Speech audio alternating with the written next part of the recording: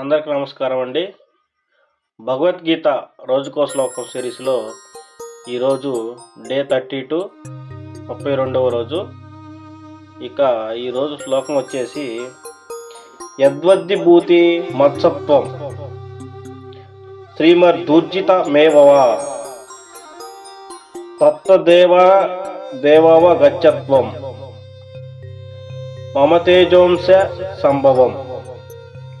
ఇంకా దీని అర్థం లైన్ బై లైన్ చూస్తే యత్ విభూతి మత్ సత్వం అంటే ఏది గొప్ప శక్తి కలిగి ఉందో, శ్రీమత్ ఊర్జితం ఏవన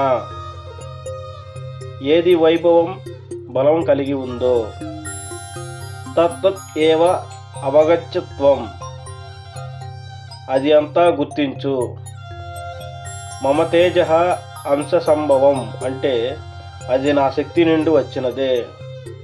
ఇది సింపుల్గా చూస్తే ఈ ప్రపంచంలో కనిపించే ప్రతి మహిమ భగవంతుడి శక్తి ప్రతిబింబమే.